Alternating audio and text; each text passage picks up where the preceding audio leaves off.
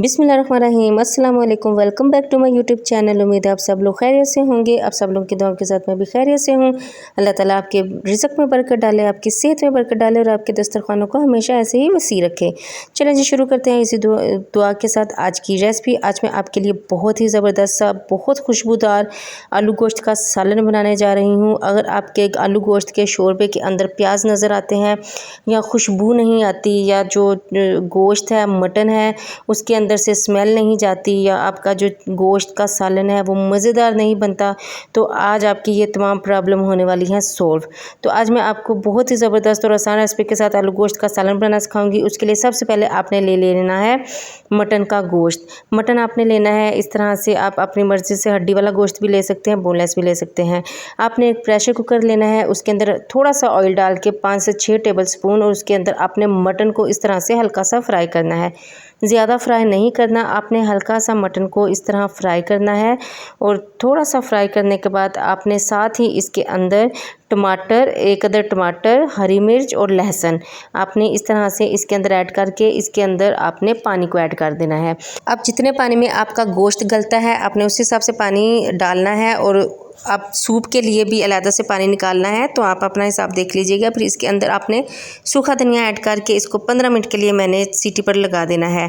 अब मैंने 15 मिनट में गोश्त गल चुका था, ये देखें। अब इसके ऊपर जो टमाटर है उसका छिलका उतार देना है, और सूप हमने इस तरह से छान कर अलग से निकाल लेना है।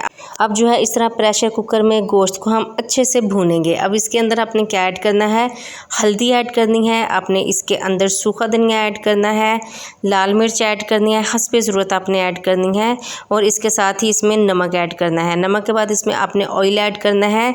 और हाँ, इसके अंदर मैंने 1 से 2 लौंग जो है वो ऐड की थी, और थोड़ी सी काली मिर्च साबुत ऐड की थी।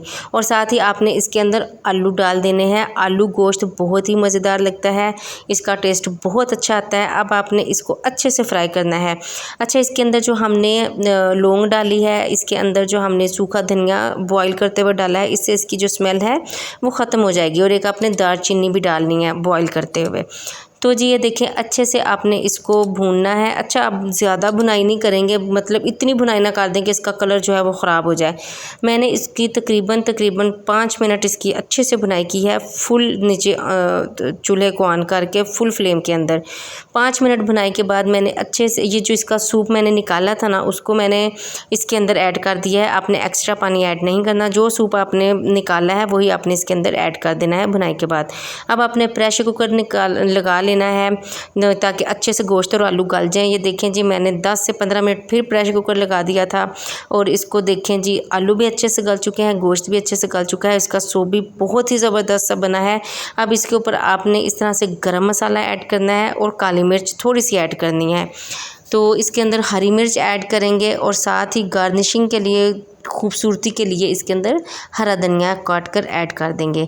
तो जी ये देखें, माशाल्लाह सुभान अल्लाह अल्हम्दुलिल्लाह, सालन आपका बनकर रेडी हो चुका है। अब हम इसको डिश आउट करेंगे, मैं इसको डिश आउट करके दिखाऊंगी।